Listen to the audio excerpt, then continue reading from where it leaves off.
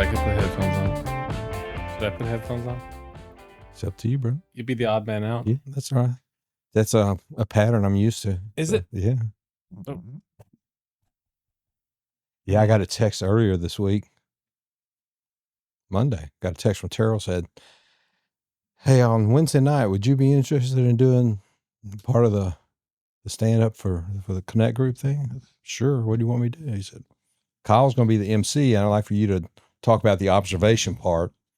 He gives us a passage of scripture, and we do several questions on observe what the scripture says and then do interpretation. He said, "Let everybody do the observation part. You know the introduction I usually do every week on the difference in observation and interpretation. Just kind of run through that. And then after 15 or 20 minutes, and you stand up, and if there's something that you observe in the scripture that's not covered in my questions, you can talk about that, and and then just kind of kick them off into." I said, "Okay." I said, "How far off the rails can I go?" He said, "I asked you." He said, "I know you." So you notice he didn't ask me. Yeah. Well, and I told Denise that. She said, "Wait a minute, it's going to be you and Kyle Scott in charge Wednesday night." I'm like, "Yeah, it should be fun." So, Ben would go where there are no rails.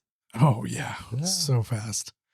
How far off the rails did you go? I didn't go very far. It was, it's the scripture that he did Sunday morning from Luke 15, the 3 parables, the 100 sheep, the 10 coins, and the lost son. I said, when I read through those, it's difficult for me to separate. Terrell likes to separate observation from interpretation. He said, because if it's easy to do them both at the same time, then you can miss something. So he always has a question like, what words show up often, that sort of thing. I said, my problem is I can't separate those very easy. And I blame my English teachers from school, because when you read something in English class, what does the English teacher say? What does this mean? Okay. Read a poem. What does it mean? Read a book. What does it mean? So to me, those things are so intrinsically locked, it's hard for me to separate them out. Do you think that's by design? Probably.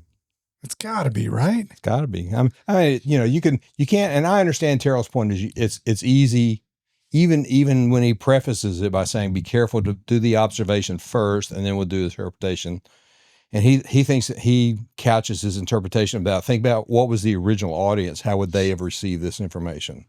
Not how does a 21st century guy read it, but what would the original was the original? Yeah, the original. Yeah. Would it have made a difference to the original audience that we wouldn't necessarily understand? Well, yeah, because none of us are shepherds.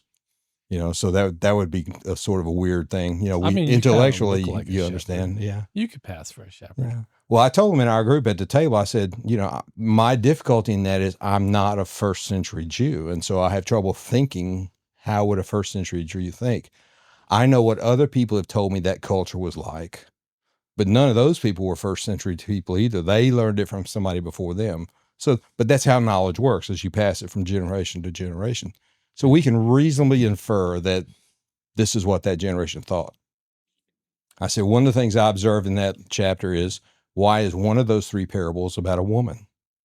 Because typically my understanding of that generation was women were not highly valued, that men held a little higher place in society than women. Oh, a lot higher place. Yeah. So why would Jesus have a parable? And then I got to think, like, how many parables are there that have women as the primary person? And I thought, well, there's a couple. There's the widow that went to the judge, and then there are examples of the widow with 2 mites, and Jesus comments on that she gave everything she had, so there are instances where women are valued by Jesus, but there aren't a lot of women in parables. I said, so that makes me wonder, okay, were there women in the crowd? And so that's why he did it. And so he wanted them to feel included in it as well. Now, the women would not have been the scribes and the Pharisees that were in the crowd, because those 2 jobs typically were male only. So I said, those are sort of things I see when I read through scripture. I wonder about that.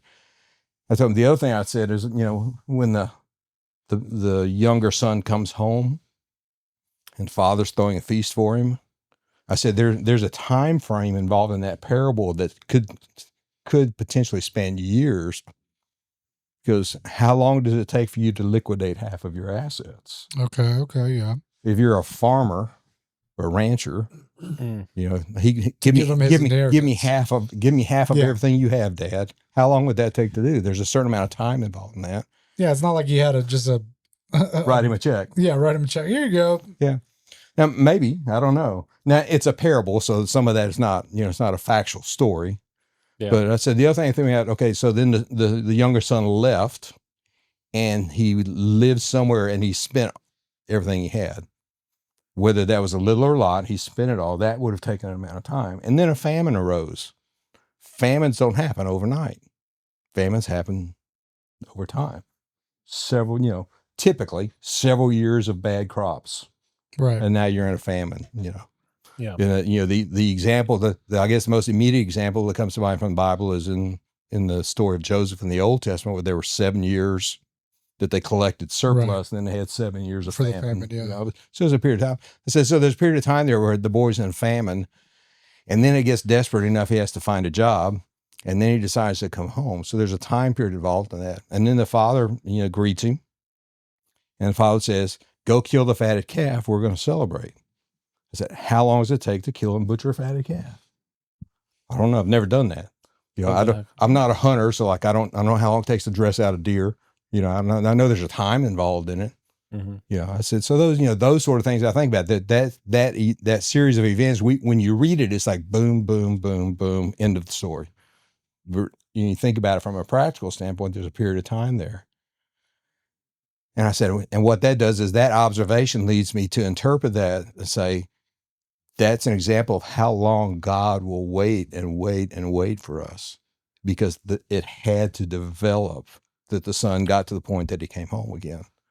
And God does that with me. He knew from the time I was born, he had to give me enough time to get through all the steps necessary to get to repentance and ask to be back into it. Mm-hmm. I said, and so that's reassuring to me that that's a normal thing. And I think about, man, I wish I'd have done this sooner. Well, yeah, but God knew there was going to be a time frame involved in that. Mm. And then the older son comes back. I said, what did the older son do when he came in from the field? And one of the girls that was there said, well, he was jealous, that the party was being thrown for his younger brother. I said, yeah, what did the older son say to the father? And he said, I've been doing all this work for you, and your younger son has wasted all your money on prostitutes. And my observation is, how did he know? How did he know what his little brother had been doing? If he's been spending all his time on the farm, how would he know specifically?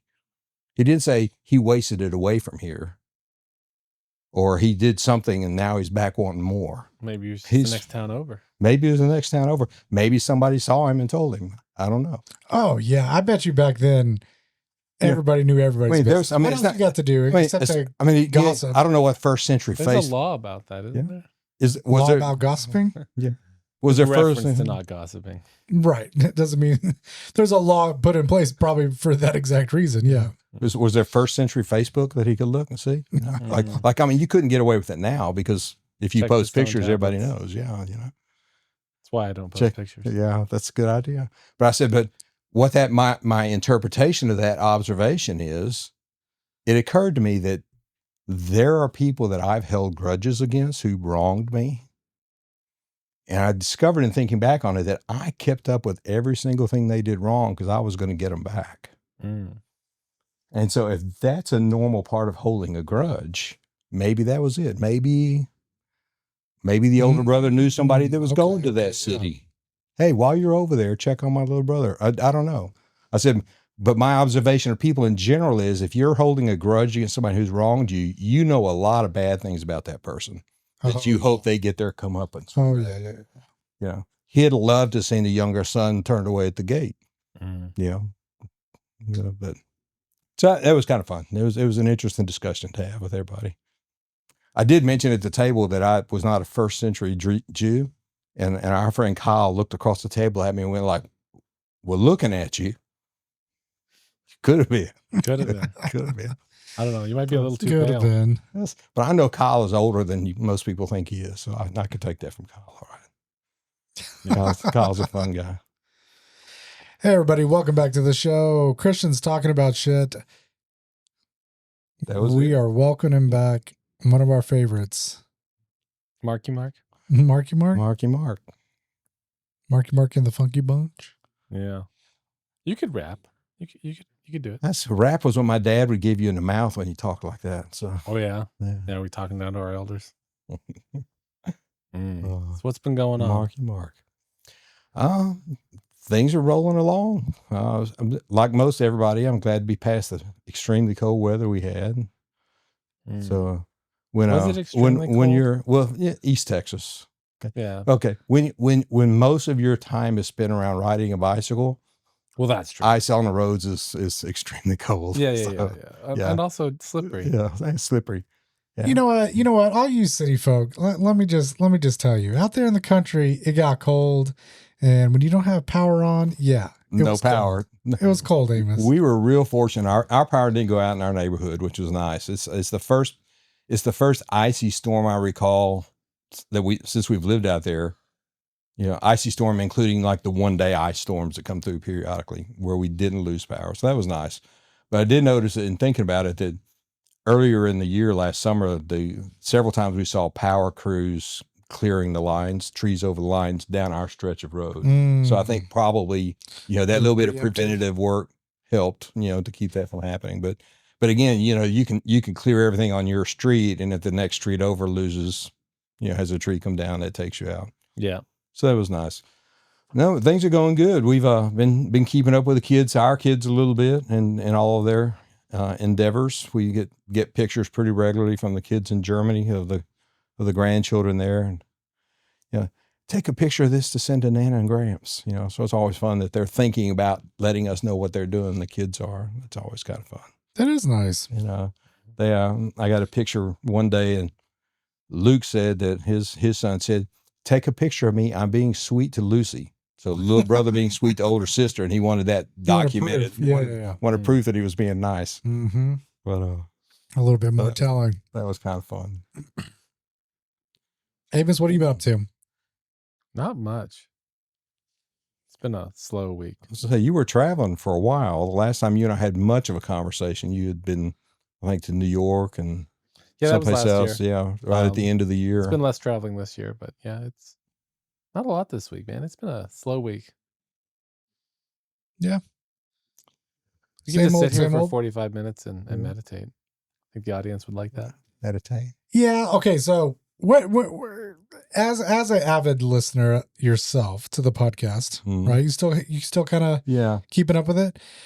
Do you feel like Christians talking about shit gives off like a morning radio feel, or is it more of an NPR radio drama? Welcome back. We're going to lull you to sleep in this episode as you listen to Ben and Amos drone off and argue about AI. I don't know. I guess I would say it's probably a little varies from week to week, depending on when you have somebody here to visit with. He probably listens on his bicycle. You don't want to put him to sleep. It's been a while. To be honest, it's been a while since I've sat and watched an entire episode. I find myself in the morning, I'll put it on, and then I'll get busy and realize I've walked away from the computer far enough that I didn't hear the last 20 minutes, So I think, okay, I need to go back and finish that now. When Denise was working and I was retired that year, it was easier for me. When she left to go to work, I just put one of the episodes on and just listened to it all the way through, sitting at the table, having breakfast. But now that we're both home all the time, we'll start talking about something you guys have said, or we'll start talking about something else, or, the dryer kicks off and you got to go pull the socks out and fold them, so you get them go away from it. But a lot of the guests have been very interesting. Several of them I need to go back because I've caught snippets of it. And there have been several guys who have talked about things in their theology and their beliefs. And sometimes it would catch my attention. And I would think, I need to go back and listen to all of that so I get it in context. Sometimes, which I know that's what shorts are supposed to do. So when you see the shorts, it's supposed to kind of pique your interest to go back and hear what was the discussion that led up to that, and then how did it resolve afterwards. We definitely don't agree with everybody that comes on here, which is okay. I mean, if you only ever talk to people you agree with, you'd have no one to talk with. Yeah, you never go anywhere. Me and Amos don't even agree. What are you talking about? I can understand that. I don't know anyone who agrees 100% on everything. And if you agree with me, I'm going to change my mind and argue against it. So yeah, one of my it's the spice of life. One of my good friends from high school used to tell Denise that all the time, that, you know, Mark would argue with us until we all changed to his point of view, and the next day he would go back to the other one. You know? That's what debating is for, so to hone your skills. It's just a game. Yeah, you're just in it for the conflict. Some people don't like conflict. Some people, like, seriously, yeah. I love a good, a good healthy debate. I don't understand people that don't like conflict. For me, conflict is a source of growth. Needless conflict or needlessly painful conflict, unnecessary suffering. Yeah, there's no point in that. That's just sadistic, right? But to have a conflict, that was part of the adjustments that Denise and I have made over our time together. Has been Denise absolutely doesn't like conflict at all. And there were points in the discussion of conflict where she's like, I'm done. I'm like, but we haven't resolved anything yet. No, but I'm not done. I'm not done. Just have to learn. Okay. So bookmark this spot so I can come back to it later, and then we'll finish it. But I'd rather keep running into the wall until either I break or the wall breaks. It's not always healthy. But so what if you do agree with someone on everything, what do you do about that then? If you do agree with everybody, if you magically found someone you agreed with most things on, I think it would be fun to be with. I know people that I agree with most of the stuff on, and it's fun to be with them because there's less conflict. But again, your point earlier is this: you never really completely agree on everything. There's always something. I have a really good friend from here in Nacogdoches who, as it turns out, he's been away from here for 25 years or more, and recently in reconnecting with him have discovered that his political opinions took a road less traveled than mine, and so now we're pretty far apart in political opinions on some of the things that are going on in our nation. And so it's been interesting to talk to him because we realize that 9 out of 10 things we talk about we agree on, but every now and then we get one that's not. So it's kind of. But I don't know. I grew up with two brothers in the same household, same parents, and we agree on probably 98% of the things in the world, but there's just those few, and so sometimes we talk about those and sometimes we just agree to disagree. So, which is okay. I usually make jokes at that point because I pretty much think everything is joke material. Yeah. So got some good jokes for us. I don't know. Is there such thing as a good joke? Sure. I don't know. Yeah, there are. Denise asked me that. She said, "Are you going to tell jokes?" I said, "I don't know. It's just most of the time, jokes come up as part of a conversation." I heard that dark, sadistic jokes are back on the rise. Yeah, the kind that we had back in the 90s and early 2000s. Yeah, Denise, I'll tell Denise dark jokes sometimes. She go like, "That's pretty dark. You have to be careful where you tell that one." I remember going to high school with this one guy that would not stop just quoting dead baby jokes. And those are like, just, dude, what in the world? Like, I couldn't even tell you a repeat. Yeah, I couldn't repeat one. I couldn't repeat what it was, but he just would every day, nonstop. I'm like, dude, stop. Just, there's some dark humor I can get behind, but nah, not dead babies. That's funny. Nothing funny about that. Yeah, it's really not that funny. Although I'm terrible. Sitting here chuckling. I know. Often I'll tell Denise a joke, and she'll say that was supposed to be funny, right? I'm like, okay, was it not funny, or did you just not understand the reference? Because I discovered that with Denise and I, even though we're roughly the same age, that my interest in music growing up, if a joke involves my interest in music, she may not even know who that artist is, and so it doesn't make any sense. Like the other week when I went to Bass Pro Shop, and there's kind of a little stir going on, and I asked the clerk, I said, "What's everybody a buzz about?" He said, "Well, there's a really famous guy that's shopping over there. We've never seen him here before." I'm like, "Well, who is that?" So, "Well, I don't know his name, but everybody's coming." So I kind of wandered around Bass Pro Shop, and up on the second level is where they keep all their fishing supplies. And so I walked up there, and in the fly fishing section, there was a guy looking at the materials that you use to tie flies, and realized that's Tom Petty. Well, that's probably who they're talking about. So I just ease over there next to him. Was, oh, Mr. Petty, I like your music, and everything. I said, I didn't realize that you shopped at Bass Pro Shop. He goes, well, yeah, I really enjoyed it. I found a new rod I like. I said, well, I see that there's a selection here of pre-tied flies, and there's materials you can get to tie your own flies.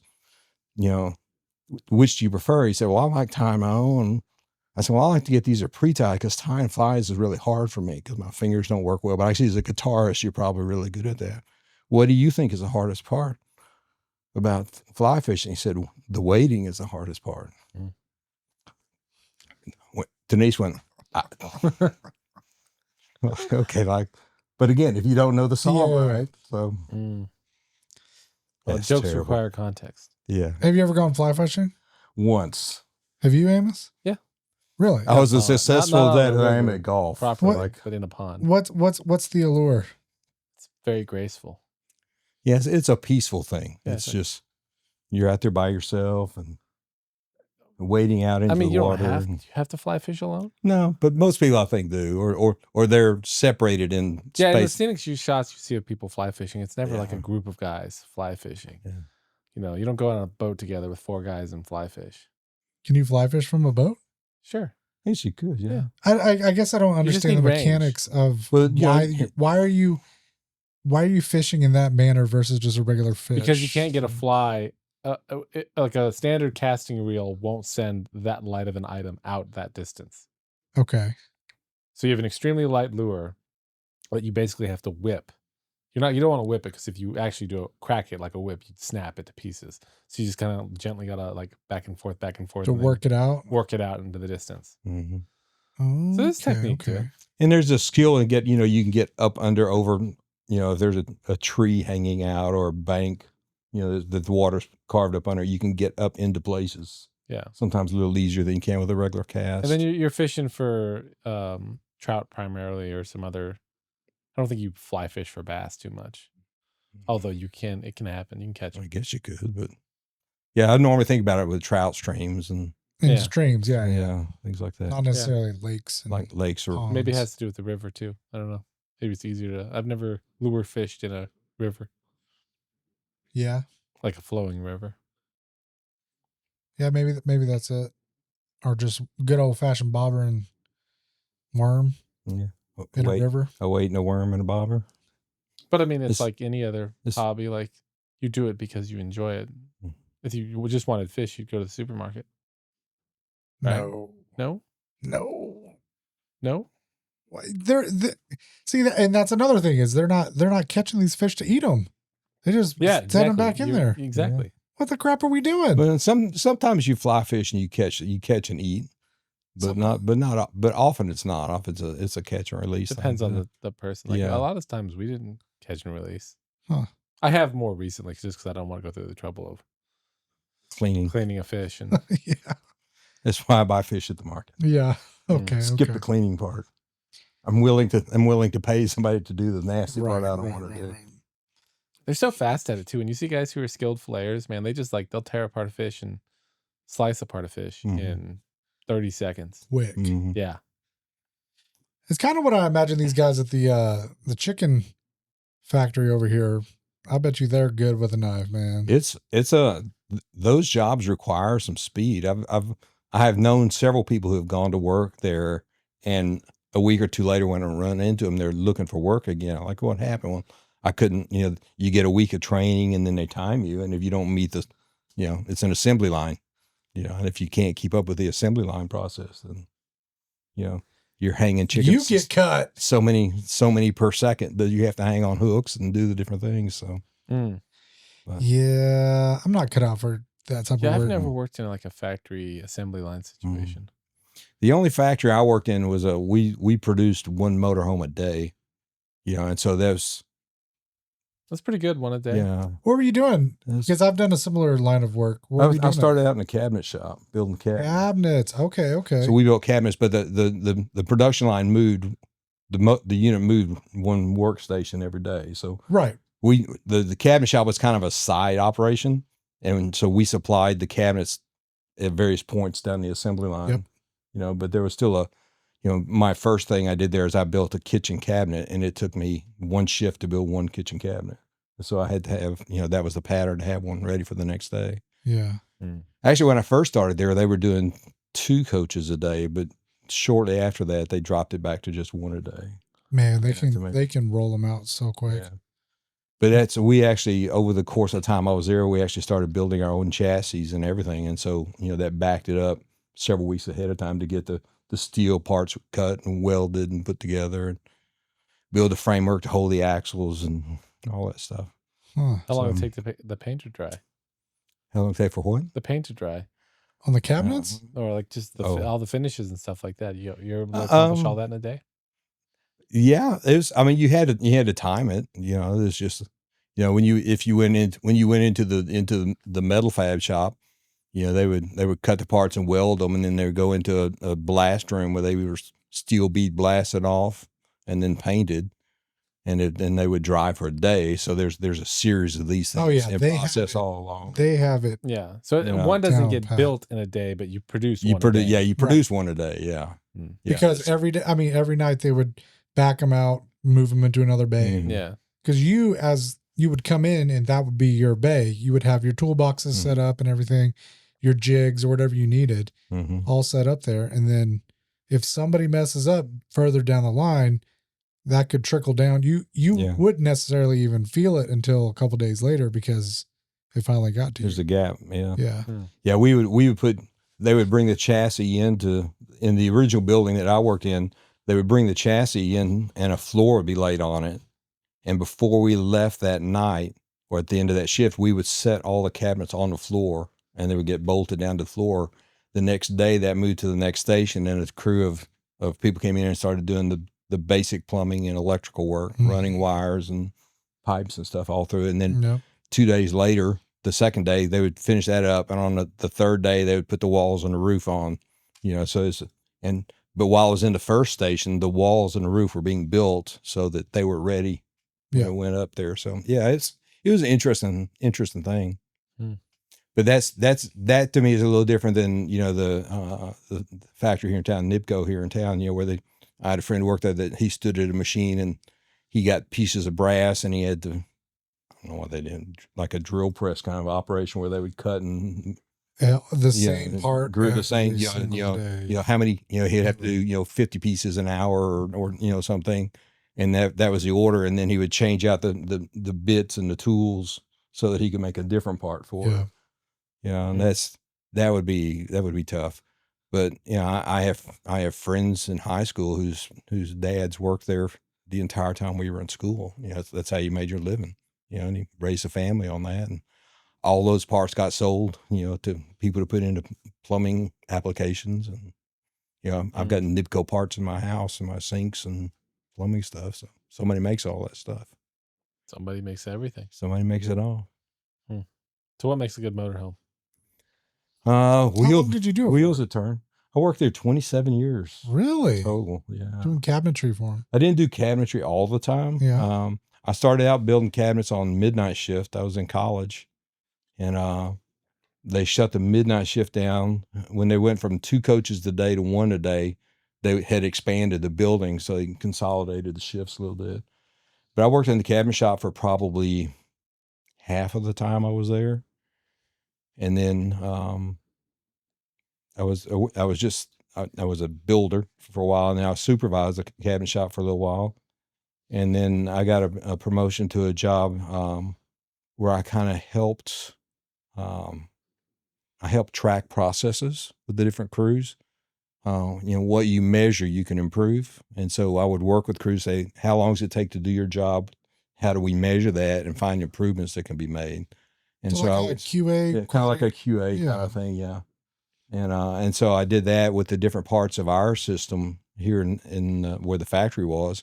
But then I would also go to we had 5 or 6 locations that For Travel owned where we sold the materials. Like we had a store in Knoxville, Tennessee that was a sales outlet, but it was also a maintenance place. And so I would go there and help train new employees. We had a new model year come up. I would go and explain the differences in the new models. What was the brand y'all were?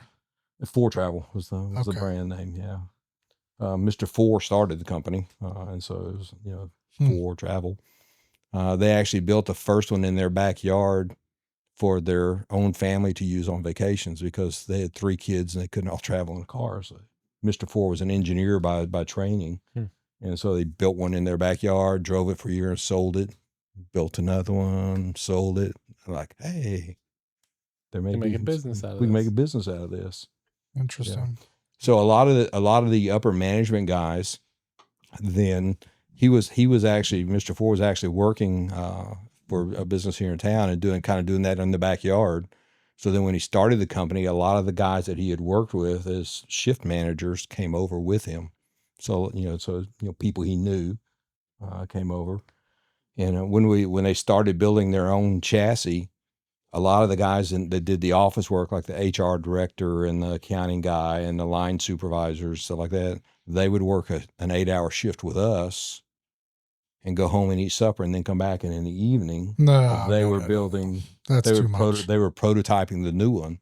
Oh, God. Because they wanted to make sure it was all working right before we went into full production with it. Because when you build a chassis, it has to pass all the safety exams to be roadworthy and that kind of stuff. Mm. And a lot of those guys they would go home, eat dinner, and then come back. Work and eat it. Oh. Ben wouldn't put up with that. No, I wouldn't. But I have a very staunch position on it's quitting time. Yeah. You quit. Well, that's it was their company though, and that was their still. I don't think I have that mode. I wouldn't have. It would have been tough to do. No, I mean I don't have the quitting mode. Like he has that mode. Those same guys. I would remind people. Sometimes some of my coworkers would be complaining, as you want to do, to complain about the bosses. I said, but what you need to remember is that when this company started, a lot of those guys worked their day job and then worked this job too. And then when they switched over to this job, a lot of them didn't take a salary for a while, because all the money that they were making, they were building motorhomes and then driving them places to sell them and doing deliveries. So they would build a motorhome in a week and then drive it somewhere and sell it to somebody. I said, so a lot of those guys, it's tough to start a business that you guys know. I mean, it's tough to start a business. What do you think those guys are now? Most of them are gone. Most of them have passed on, but do you think they made a good chunk of money? Yeah, I think they did. And some of them did really well with their money. They made good decisions with it, and they were able to, Mr. Ford Sr., worked at the company until he couldn't physically work anymore. His son, he had a son that was a late teenager when the first family one was built. So, he moved into the company and worked his way up through the company. I remember him working on a production line with us, even though he was the son of the boss. Eventually he became the president of the company, and he didn't want to work as long as his dad worked. And he had been able to, amass enough money that he didn't have to. Yeah. And so he got out of the business, earlier in age than his dad did, which is good money management. If you retire early and do something else, do it. Yeah. But a lot of the guys did that. Several of the guys went to work at other companies. We had a couple of a guy I really enjoyed working with. That was the marketing director. He got headhunted by another motorhome company. And he went to work somewhere else. And so we'd see him at motorhome shows twice a year. We'd always stand and visit. How the kid's doing and what's y'all's next brand going to look like next year. And try and poach ideas from each other. That's one thing I was telling him is I love going to a good motorhome convention or just walking around seeing all new models. It was crazy. I enjoyed it. That was one of the things. There were 2 big shows every year, and I worked with one of the things I did was help get motorhomes shipped to the show site, and then the mechanics and I would get there a couple of days earlier and set up our site. We would have a spot reserved. We'd have a U-Haul truck full of indoor-outdoor carpet that would roll out and stage everything up, and so that was kind of fun to do because we got to go to a lot of places I'd have never gone to otherwise. They had a show in San Diego, they had a show in Las Cruces, New Mexico, and one in Ames, Iowa. I didn't know there was an Ames, Iowa until there was a motorhome show there. And once you've seen corn in Iowa. You've seen corn in Iowa, but it's I mean, all those Isn't fields whole look the thing? same after a while, but it's nothing but cornfields. Yeah. But it was kind of fun. But yeah, it was fun when we get there. We would get there early and get it all set up, and then people who owned our motorhomes, the company had a club for the owners that own motorhomes, so they would come and they would all camp out together, and then we would do maintenance work on their units while they were there. But then I try to always schedule everybody to have a day or so where they could just kind of wander around and look at other people's stuff too, because that was always kind of interesting. I guess it's like a filmmaker watching other people's movies, or I guess maybe all industries do that. You want to know what's going on. Yeah. If you like what you do, I guess you do that. So how much do these motorhomes cost? When I left, they were selling for $500,000 to $750,000. They had when I started, they were much cheaper, but they had made the decision to go with 1 unit per day at a higher cost, luxury, higher quality. They were considered luxury Class A motorhomes. Oh yeah. So there's a type that you'd have like top bands or whatever, riding around it. Have you guys seen the one with the car? There's like a BMW that can be stored underneath. Yeah. Right. We made a lot of commercial motorhomes for people. We did a couple of motorhomes for blood banks, and so like it would be special design on the inside for their purposes. We made 3 mobile banks for the government of Venezuela, oddly enough. Oh. And so, but they like go out into the county like a mobile bank basically. And we made mobile libraries and mobile, different things for different city governments, emergency control centers, so they could pull up at a disaster site and have a command center and things like that. You ever be watching the news? Ever be watching the news and see like, there was a TV show one time for a while called Move That maybe Bus. Airwolf or something like that. Airwolf. The premise of the show was about making a TV show or about making movies or something like that. Ernest Borgnine. Airwolf about a helicopter? Yeah, something maybe. I don't remember now. It's been a long time. But anyway, the premise of the show was you were on a movie set and they were filming, and all the people, and I'm going to keep hitting that mic over and over again. That's all right.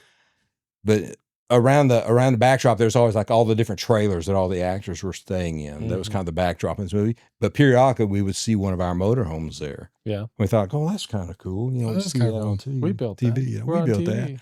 that. And then we come to find out it was actually one of the actors in that show actually owned that motorhome. And so he used his motorhome as part of the backdrop. Yeah. So it was kind of fun to see that sort of stuff.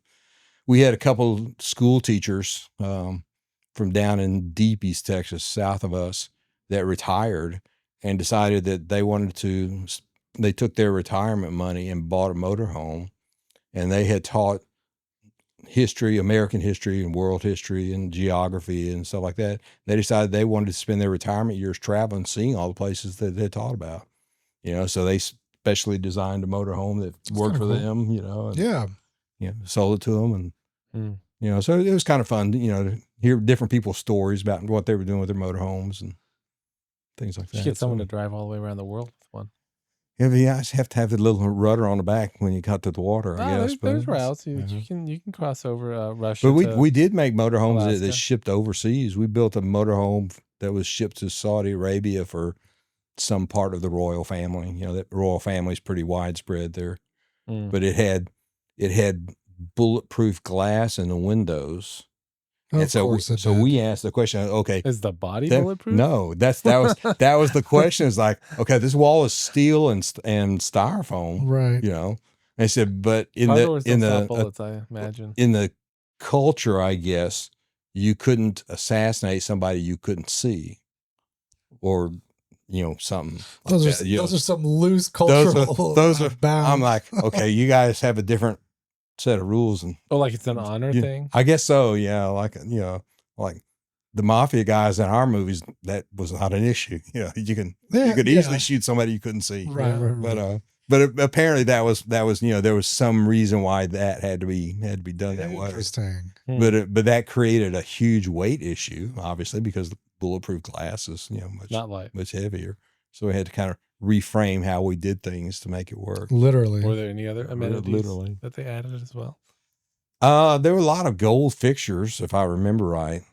not your standard. Yeah, I bet you it's so gaudy and just it was kind of wild, just way over the top. But it was fun. But even at that, we would go to motorhome shows and see motorhomes that were as much above the level that we were building as we were above a run of the mill Winnebago unit. Okay. Like a mom and pop kind of unit. Really high end. Big. You see a lot of big bands on their units. You'll see the word Prevost, so the name Prevost.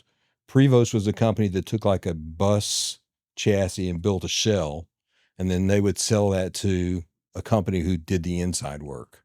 Okay. So it was like Monarch by Prevost or something like that. And so those were more what you would see bands traveling in, or because they have like the bunk houses in back and stuff, so you can sleep like 8 people and comfortably. And so some were like that, and then some were just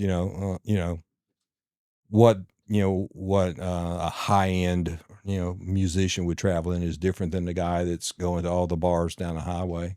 So it's levels of comfort, levels of expense. Yeah. Huh. My grandfather used to back in the 70s, he would take and they would go buy like a cargo van with the captain chairs, and he would buy them stock, and then he would take them back home, and him and his buddy would completely gut it out and put the shag carpet in, all of that. He said he probably did over 100 of them that are probably, maybe a handful still driving around today. And he told me that story.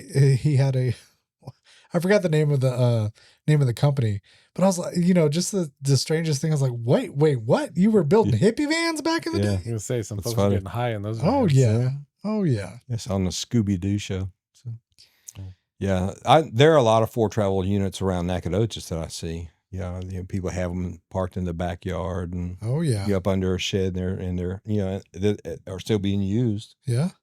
I used pass them on a highway, go like that was a meal I got one time. It's like fed a lot of my kids on those meals. That's right. Yeah. So it's good. So I worked for that company a long time. Was a kind of a family owned business, and then I ended my career with a family owned business, my work career. And so it was interesting because there's an interesting dynamic in family owned, privately owned companies is a little different than publicly owned companies because there weren't the traditional shareholder profit over everything else thing. There was always a little bit of family pride involved in what was going on. Okay. So are they still family owned? 4Travel's not anymore. They sold. I think a couple of guys who owned 4Travels eventually bought the company, and they don't produce as many units annually now. And for a while, one of the guys I didn't know the guys who bought the company. That happened after I left, but one of them I think had been involved in raising horses or racing horses or something like that. Rodeoing horses, something, but they built a lot of units that were basically you could haul horses in, and they bought a lot of trailers, kind of like you were talking about. Horse trailers. So they turned the front into living quarter and back for the horses. Yeah, we did some of those too. Yeah, so and they pay big bucks for those trailers, man. So then when you hook that, you hook that behind a truck to haul it somewhere, and it's an all in one unit. So. But yeah, that was pretty interesting things. But pretty interesting days. I drive down the road and there's somebody working on a house and they're cutting wood on a saw, and that sawdust smell catches me. I'm like, flashback. I guess sawdust smell. Flashbacks. I guess your olfactory stuff. Is supposed to be one of your memory. People talk about they smell something that reminds them of something in their past. It's something about that woodworking. Just stays in there. Brings you back. The smell of old film. It's the nice thing about like riding around on motorcycles. You smell everything. Yeah. Like when there's fresh cut grass or the rain. It's different than a car. The good and the bad. It is, yeah. Yeah. I've passed some roadkill on my bicycle that you knew before you topped the hill it was coming. So scrape it up, bring it home for dinner. I always wonder what chorizo was made out of. Yeah. Talking about the open air. What do you guys think about President Trump and his recent statement about having the Secretary of War releasing all the files with regards to aliens, UAPs, and what is it? All of that. Do you have the direct quote? I have he admitted there are aliens, no, but he instead ordered federal agencies to identify and release files related to UFOs, UAPs, and possible extraterrestrial life. Is this distraction from something? I probably won't hold my breath till that happens. What could they possibly be distracting us from, Amos? This all comes from. Hang on. I left my tinfoil hat out in the car. I'm going to go get it. You don't need it in here. You're safe in here. Am I safe in here? Is it a conspiracy if it comes true? I mean, really, at this point? I don't know. Tinfoil. Julius Caesar. Yes, conspiracies. Conspiracies sometimes come true. No, Brute. No, conspiracy theories are what you're talking about. Conspiracy Conspiracy, theories. if it's conspiracy, it's real. That's true. Yeah. I don't know. It would be interesting to see what that stuff says. Over my lifetime, I've seen the government release documents before. They never send me a copy. All I see is what's in the newspaper or on the TV or now You're YouTube, not on I the guess. list. So You don't like get personal copy. So if I'm not, my theory is if I'm not going to get a copy to look at myself, I'm going to assume that you're showing me what you want me to see only to make your point. You want a copy? Because I'll send you a copy. My autobiography is going to be a lot of good stuff Mark did. Oh, most of the bad stuff I'm redacting out. Gotcha. Okay. Yeah. And so I kind of figure everybody else that releases stuff does the same thing. Are there aliens out there? Probably. Maybe. Do I care? Do I care? Well, this, do you care? No, I don't care. I don't care. I don't care. My dad for a couple of years got into the ancient alien thing. Okay. Before he died, which was interesting. But he had watched a program that had to do with I don't know the names of these anymore.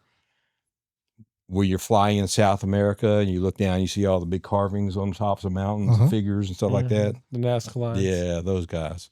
Yeah, and he was watching that and he got interested in it. He thought it's interesting because that's not something you would normally do from ground level, so there had to be something else involved in it. And he didn't lose his mind over it, but he was just interested in how could that have been? And if it was something other than the people living there that did it, where did they come from? And I asked him one time, does that bother you that that's the main book that you live your life by doesn't seem to reference any of that? He goes, oh no, I've got a big God. So there's probably a lot of stuff he did that I don't know. Oh yeah. Probably. Reckon? Oh yeah. You reckon? Oh yeah. I think there's a lot of things in this world that are not explicitly just flat out outlined. Now, your original question, do I think there's distraction going on? No, that was his he said, what are they distracting? Is it a distraction? Yeah, probably. Probably. And since I went to vote today, I probably just the primaries. Yeah, it's just the primaries. Yeah. But it's it's local, right? No, it's local, state, and some federal stuff like federal Senate seats were up. Oh, okay, so there were a few of them. But it's just this distraction is I teach my grandson card tricks, and I told him I'm teaching you these so that never to take somebody's bet when they want to bet you something because they got a trick they're going to distract you somehow. And so I've taught him the art of distraction. How you force people to pick the card you want them to pick, that sort of thing. So distraction is a great way to keep from getting in trouble if you can pull it off. This is true. If you can pull it off. I learned that at a young age too. Middle child learns to distract. Middle child. I forgot you're a middle child. You're not middle. You're older. You're the oldest. Right? Yeah, the oldest don't learn to distract. Oldest don't learn? No. Oldest don't learn. They'll learn everything the hard way. Yeah, we do. My brother said the oldest child is what your parents said. I bet we can do better. Yeah. Yeah. The youngest learns from other people's mistakes, or the middle child learns from other people's mistakes. Maybe. I don't know. That's something. The youngest brother of my family is the youngest brother of my family is definitely the most mellow of the group. So maybe he learned from the parents. Relaxed by then. The middle one is the classic type A personality, and I don't know what I am. I guess I'm type Z or whatever. I've gotten more mellow as I've gotten older, or I just don't care. Maybe that's the same as being more mellow. Less things that used to really bother me don't bother me anymore because I realize it's in the long run it ain't gonna matter. So. for example? I've already bought where I'm going to be buried, so I don't have to worry about that. Oh, really? You're going for a burial? I got a burial. I got a stone. It's got my name and one date on it. See, I would definitely picture you more of a cremation kind of guy. Well, I was going to do cremation. I wanted to be cremated, and I told the kids that I'd like for them to ask to have me filled with popcorn and then film the cremation. Okay. That's kind of the way discussions go in my family. Yeah. We don't talk about end of life stuff because I know too many jokes from my kids now. End of life discussions are weird. That's when I was the age my kids are, I never even thought about it. But it's one of the things that creeps up on you. No, but yeah, we just because both Denise and my parents have passed away, we had to deal with some of that.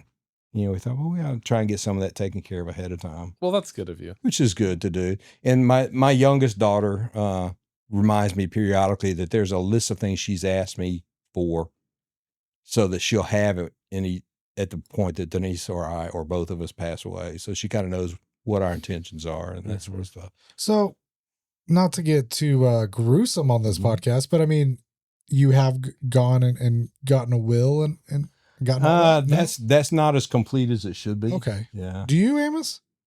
Do you have a will? What do I need one of those for? Okay, you answered my question. I'm just thinking of legality's sake. Well, it makes sense to do it at some point, and which is what most people would say. It makes sense to do it at some point. Yeah, you did. But that point's always in the future someplace. When I was 30, I wasn't worried about it. My dad did a good job of preparing legal documents so that when he and mom passed away, it was very easy for us to dispose of the assets and do all the things that were necessary there. And I thought, that was nice that he did that because when Denise's parents passed away, they had not done that. And so it was a little harder, a little messier, finding things and knowing what needed to be done and stuff like that. So, well, I mean, does it have to be notarized? I mean, what are the qualifications? Yeah, I don't know. This is not legal advice. Okay. But I think that with wills, the rough understanding I have in a will in Texas has to be probated.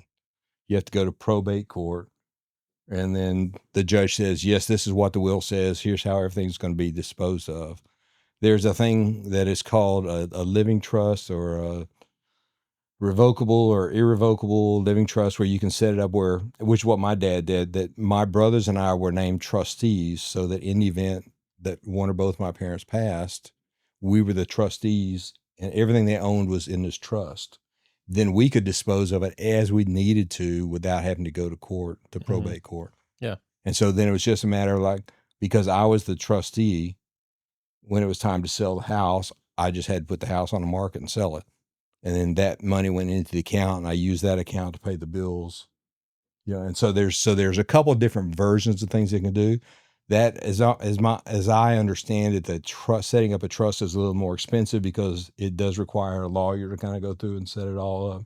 It included things like it's cheaper than probate. Yeah, it's cheaper than probate and faster. Oh yeah, and you have control over it. And you can alter it and you can change things. And it was easy in my situation because my brothers and I, there was never going to be conflict between my brothers and I about what to do with mom and dad's stuff. There are families where that's an issue. And it's it's and I think with my kids, I don't think it's going to be an issue. One, we're going to spend everything, so there won't be anything from the right. Won't be anything from the mess with. It's all going to be gone. It's all gone. It's all on a bicycle. You're not going to leave the kids. But there's that's why they all have jobs. So there's not a there may be if there's something there, that's fine. Like my parents, for instance, and theirs, there was. Once everything was settled, once all the debts were paid, all the assets were liquidated, whatever was left, they said, we would like for it divided up into 4 equal parts, 1 for each of the boys and 1 to go to their church. And specifically to go to their church's mission work, the Church of God that they were a part of. The national organization had a subcommittee that sponsored missionaries and took care of missionaries, and they wanted part of that to go to that. And so that was easy. So then when we got down, when everything was resolved, I wrote out 4 checks. I mailed 2 to the boys and mailed 1 to the church. And, yeah. And we were done. And so that was nice to be able to know that it's all clean and done with now. See, Yeah, no headache. I think now this is just my theory on what you should do is you should have a bike path that you normally take, and you should start burying piles of gold along this bike path, and then write a series of cryptic notes and within books because you love to read. It's what we used to do with Christmas He just presents. said that he wants to make it easy on his children. That's not for the children. That's for the You know, he could do the all lucky that. listener. He could do all That's that, funny. but not bury the gold. Yeah. People What's would it, just be out there hunting. like all the geocachers, Yeah. the Pokemon guys, Pokemon. Pokemon, where they walk around looking for Pokemon. I saw a story today where a librarian who lived extremely frugally, like saved $4 million. And so when he died, he gave it all to the university. And then they spent $1 million of it on a scoreboard for the sports team. And people were upset. Well, that's their prerogative. If he focus on didn't, the sports team. yeah, if he didn't put any, He should have specified. yeah. But still, you know, the sentiment, like clearly that I don't think that was his intentions. You know, maybe he was a very avid Maybe he was, but I don't think so. football. he might have had reserved 50 He was a yard line librarian. seats. Librarians, are they known for being football fans? Sure, I've met some librarians. Maybe they could definitely. If you're already in the system, I'm sure it's easy to be, rooting for that team anyway. Go sports. Go sports. Yeah, I don't know. We weren't big sports fans in our families. Us We're either. not. We're not. We're not. I mean, one of my brothers played football in school, and we were I guess we were Cowboy fans growing up, but other than that, I don't know that there was a lot of sports. Yeah. Both my brothers hunted, and one of them fished, so those were kind of their sports. And then late in my life, I picked up a bicycle for a sport. But, Yeah, I guess that's a sport. Yeah. So I take it you Tour de didn't watch France? the Super Bowl then. I saw about 6 or 7 plays. Our small group got together, our church small group got together, and the game was on the TV. But we were talking, and we had it where all the kids came instead of dropping them off at church for babysitting. Everybody brought their kids, and so I played with the kids most of the time. So yeah. So there were a couple of young boys there, 6 and 8 years old, and I said, "Which team are you going for?" And so he and I talked it. And he told me, he said, "Well, I think this team is going to win because the other team just isn't concentrating on what they're doing."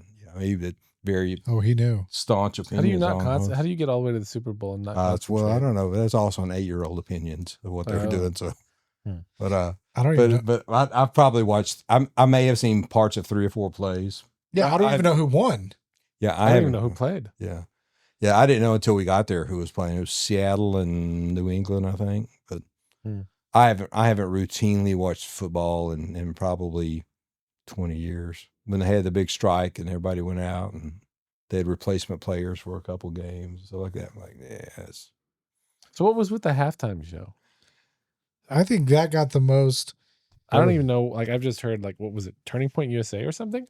Well, there's the main show was the main artist on the show is a guy named Bad Bunny, and apparently the Turning Point group felt that he was, I don't know, they didn't like him. They didn't like him for profane reasons, and he was going to be singing in Spanish, and he's going to be and so they wanted to have their own show that was more family friendly, wholesome, with Kid Rock.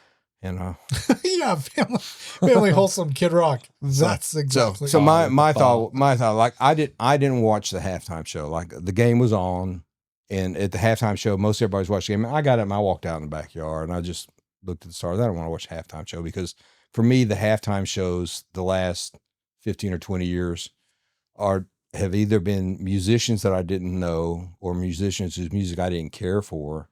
And if I want to watch a lot of bad lip syncing, that's not entertainment for me. I'm not a fan of the dancing involved in a lot of those shows because I don't want my daughters to think that that's normal behavior, and I don't want my sons to think that that's normal behavior for women. And so I just choose to not watch it. And so I just walked out back, and I told the guys that were hosting our group getting together, like, understand, I'm not stepping out because I don't like the artist or I don't like that he's singing in Spanish, or I just don't care. I don't know who he is. I never heard him before. I did when the Furor started. I went and I pulled up a couple of his videos just to see. Furor? Furor. The Furor? Not the Furor. Not that guy. I was like, I don't know. Not that guy. Was he at TP USA? It's like an Aryan Nation band, the Furor. Yeah. Probably not Bad Bunny, probably. But when all the hoopla started, I just watched a couple of them just to see, and I don't like the style of music, so, and the fact that I don't speak Spanish helped because I didn't know if what he was saying was good or not, but I just, it's a style thing. I have a friend who wishes they'd bring marching bands back. I'm like, man, the halftime is to draw audience in. It's a business. Football is a business. In my mind, football is a business. They have a halftime show to attract an audience. They're not trying to attract 40 to 50-year-old white men. Right. They're trying to attract a younger audience. And so they're pulling in artists. They tried with the Stones and some of those people for halftime. Yeah. And I think that was kind of a bow to keep my generation involved in it. But if I want to watch bad lip syncing, there's better places to do it than the Super Bowl. Do they lip sync the Super Bowl? They almost have to. Why? I would just think there would be way. You think when you listen to the national, give them a mic, they have. But when you listen to people sing the national anthem, one person singing, you get this weird reverb echo from all around. I was wondering, like, how much worse would that be? Now, again, they do have. You're going to get that if you're playing stuff through the PAs anyway. Yeah, but I know they have big concerts in stadiums, and so there's a way to do that in a stadium. I'll tell you. Do they lip sync? But I don't. The Super Bowl. I bet a lot of them do. Maybe not. Maybe they do. I don't know. There have been a few times. Maybe it's just that the camera and the vocal are a little off. Sometimes it's like a Japanese movie. It's in English. Sure some people do it, but there's your AI question to ask. Yep. Super Bowl halftime performances are usually a mix of live vocals and pre-recorded tracks, but not a pure lip sync from start to finish. The band tracks, instruments, backing vocals, extra layers are almost always pre-recorded. However, the lead vocals are often sung live over those tracks. Well, that would make sense. I mean, if you're a musician and you're a vocalist, that's what you do. That's what you're there for. That's what you do. And to have a concert in a big stage like that, it would make sense. Football players have to play real football. They're not faking it, right? Yeah. Many artists do, however, have a safety/guide vocal in the mix in case of technical issues, like a nip slip. How would that help them with their vocals? Nobody's paying attention. It can continue. It can continue. The nip slip. How would the nip slip help them with their vocals? No. I'm saying that would be the malfunction, and then the safety comes on. Yeah, but then it's kind of obvious. Like, you want that because it's like obvious that they're not singing anymore. Justin Timberlake and rips your bra off or whatever. I think that's what happens is that it essentially is like, oh, then you automatically think, oh, it's all lip synced. Yeah. But maybe it's not. I don't know. Maybe it's not. I don't know. I don't know. So I guess I wasn't not a big fan of the Super Bowl. I can remember when I was really invested in the National Football League as a fan. I watched the playoff games, and I remember, back in the day when you had to pick which game you watched because you couldn't watch them all on the same screen. Oh yeah. Yeah. And you couldn't go to Wingstop and have 4 TVs with 4 different games going. You just had to pick which one you watched. Well, I mean, or NBC picked which one you watched. Yeah, NBC. I was about to say the network picked. Because I can remember there were times when we couldn't see games because they were blacked out in our area. When I was traveling with Ford Travel, occasionally there would be a ball game on, but we would be in a place where the game was blacked out because they wanted people to go to the stadium rather than stay home and watch it on TV. But those are business decisions that those businesses make. So it's their business; they do what they want. Well, it definitely sounds maybe you should start a business where you live stream from blacked out games.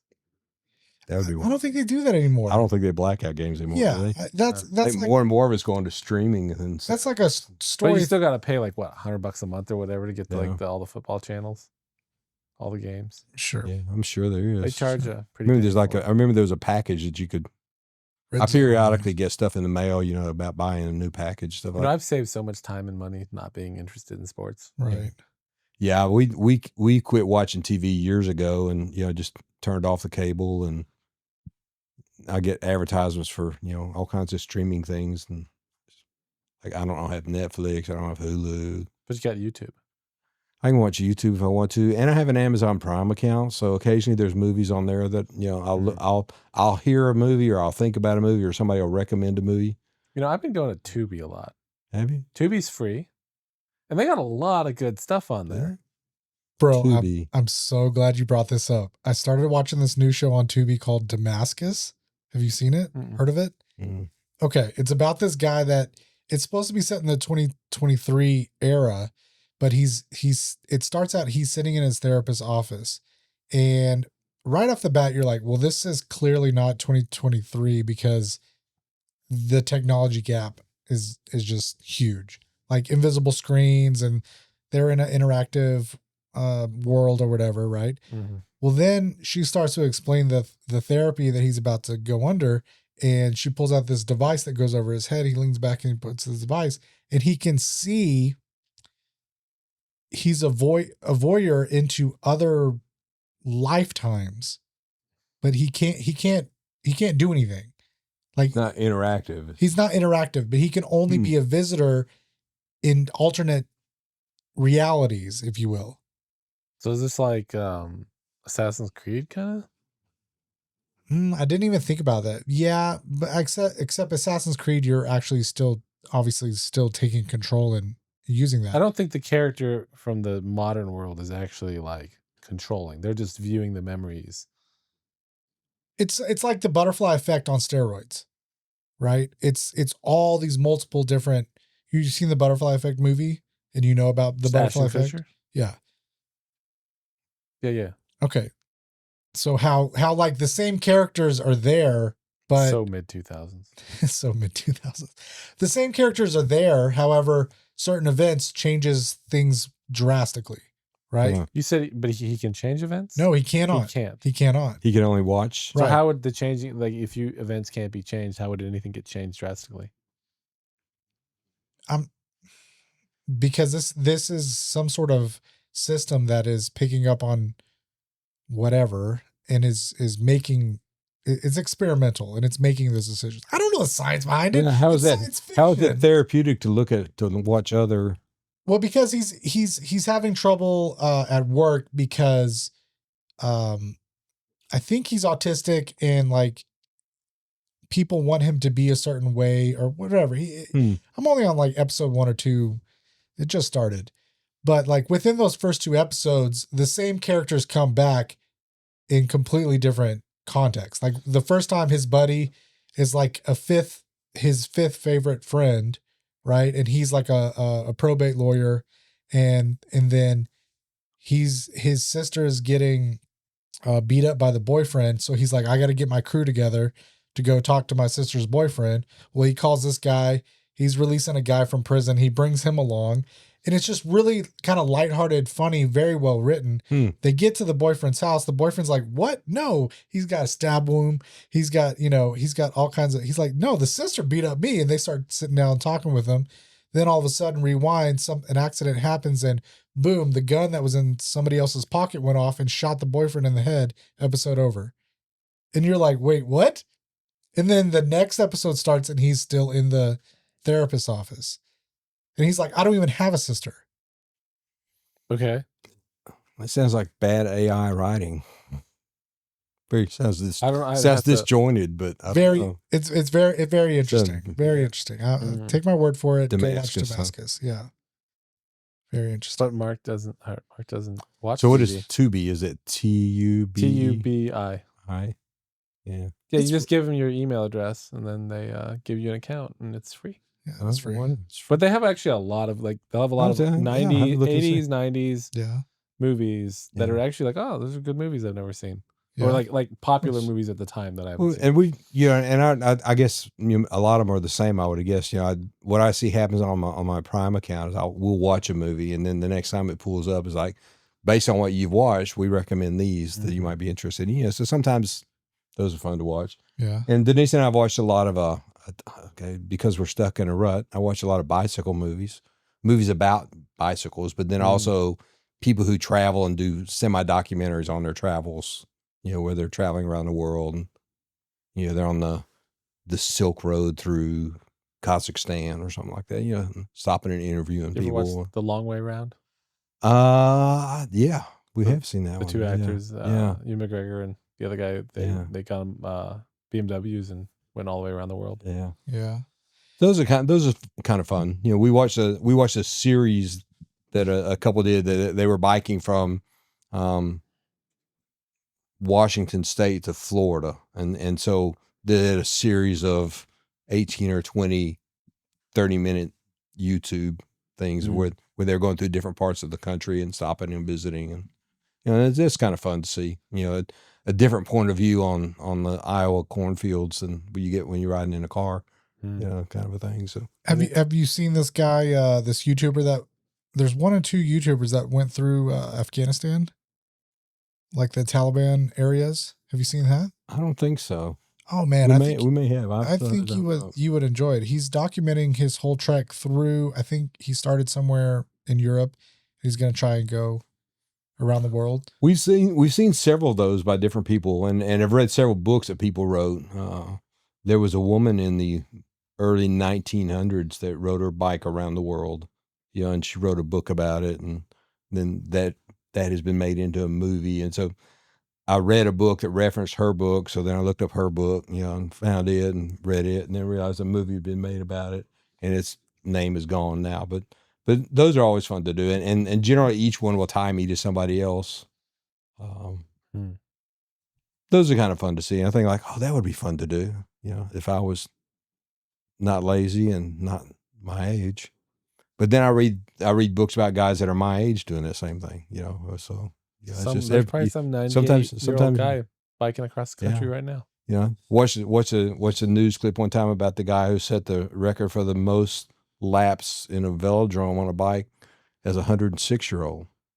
Like, well, there can't be a lot of they can't a velodrome where you ride a bicycle on a track. It's like a banked track. Oh, and you ride on that, and so he set the record. He had been a bike racer in his youth, and it just kept doing that. And so he set the record for 106-year-olds. I thought, well, that'll be pretty easy because there can't be a lot of 106-year-olds riding. Can't be a lot, no.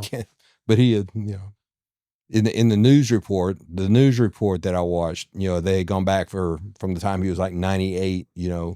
Every year he would do an annual ride thing. So kind of a big deal. But are there any good movies about bicycles? There have been some. Some of them were kind of campy. There was a movie with what? They're not like Kevin Costner and somebody. Yeah, like F1, but on bicycles. Yeah. Fast and Furious 10 speed. Oh, yeah. 10 speed. Yeah, there you go. Yeah, there's some movies about like bike messengers in New York. Samuel Jackson was in one. A young Samuel Jackson. There was a bike movie. Guys are bike messengers, I guess, in New York, and there's films of them dodging in between cars. And do those people still have jobs? Yeah. Or is technology bicycle messengers? A lot of them still do. Yeah. Yeah, because I think you still need like couriers. Yeah. Like legal documents to be served and Can't all just kinds of fax stuff. that sucker over? No, it's got to be. Some of it's got to be physically done. It's got to be in person, and it's got to be quick. Like, I think they get a lot of their work from like law offices. Getting served. Yeah. You've been served. You've been served. I always wanted to say that when I was working in restaurants. You've been served. Did you work restaurants? Yeah. Yeah. Waiter? I waited tables. Mainly I cooked, but you would do a little bit of everything. Sometimes. Yeah, you seem like a back of house guy. When yeah. I wasn't always this clean cut looking. All right. Don't take that from him. That's funny.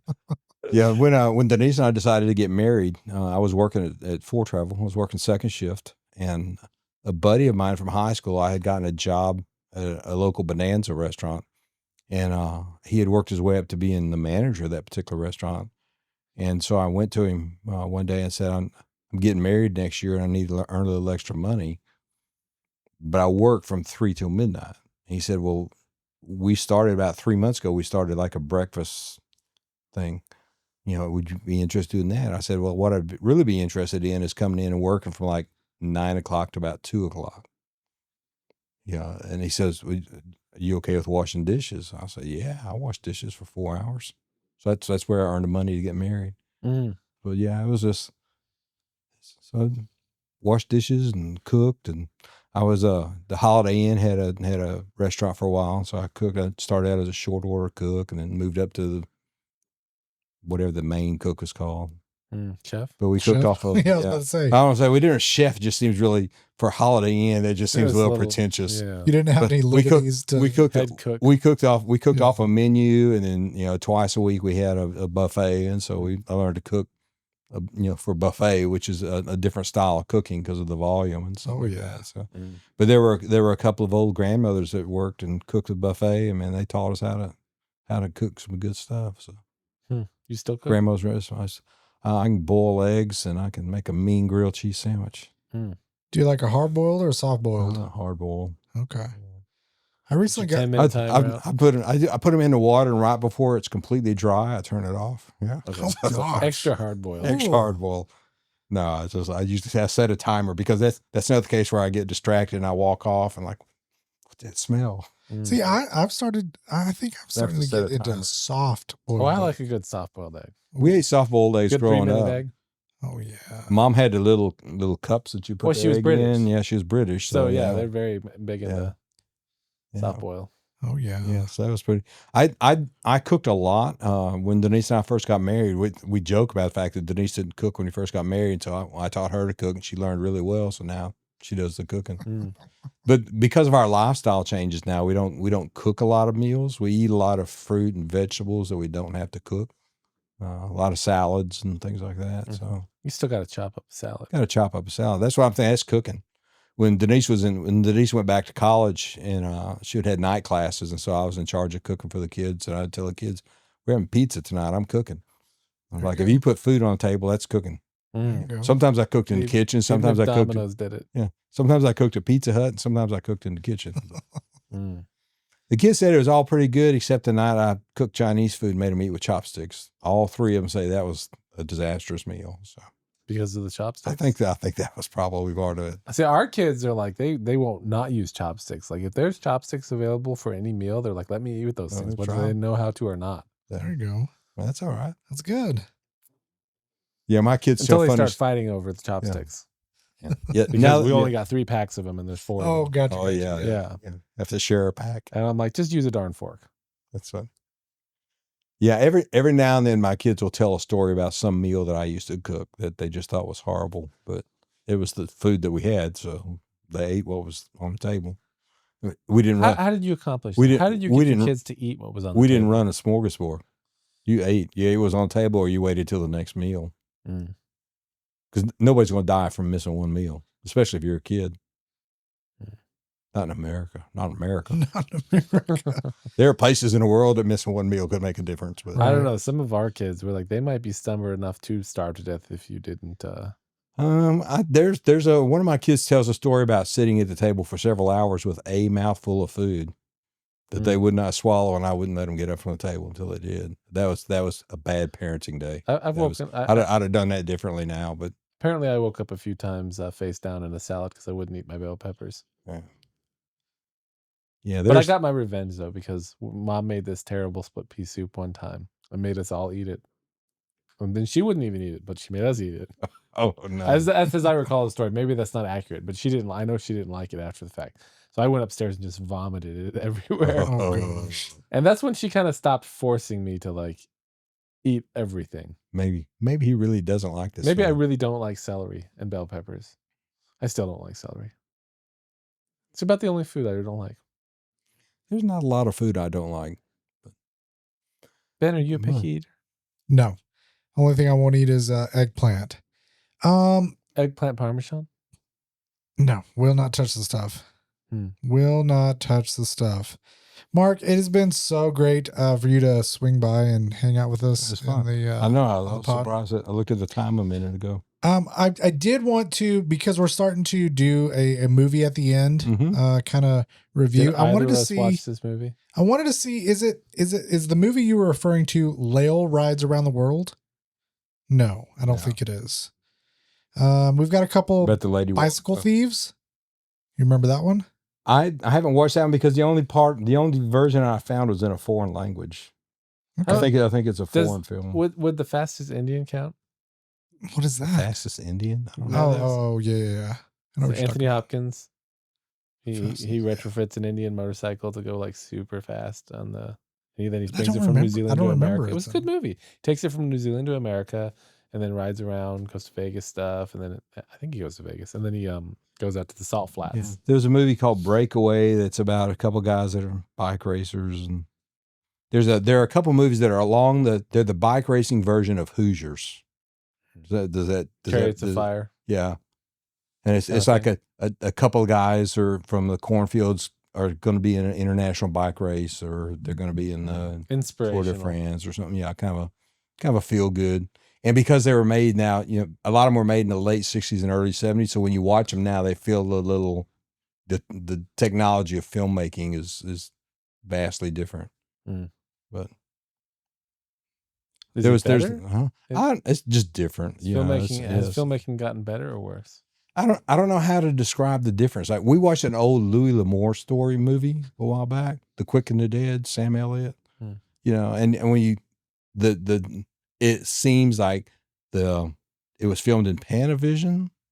I don't know what that was the word that came up. Is filmed in Panavision. Panavision's a company that makes cameras and lenses. Is that what it is? Okay, yeah. But it's like the colors feel differently in the backgrounds, like the skies and the mountains and stuff like that. And I don't know if that's just because it's all backdrop stuff. Technicolor? Was it really?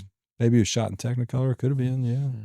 Technicolor was its own thing. I'm a user, so I don't know all the technical stuff. Although I don't know, Technicolor had. But it feels like sometimes when I watch newer movies and those older movies, it's like the color saturation is different somehow. Well, there was definitely different chemistry when they actually, like, how the film stock was created, the chemistry in the film stock, and then how it was exposed, and then how it was processed, and all that kind of stuff. As opposed to now video, everything's digital now, so it's really just kind of how you color it. So there's a lot of mimicking of like bleach bypass and stuff like that, different styles. Okay. Well, that makes sense. But a lot of like the highly saturated, like pastel kind of colors that you get from like Wizard of Oz, like you don't see those in movies anymore. Right. Movies have gotten very gray and flat, and part of that is because everyone's shooting in like it's called like log picture profiles, where it's a flatter picture profile, but you're getting more dynamic range, more you see more of your lights and your darks, but it flattens everything out. So if you don't grade that properly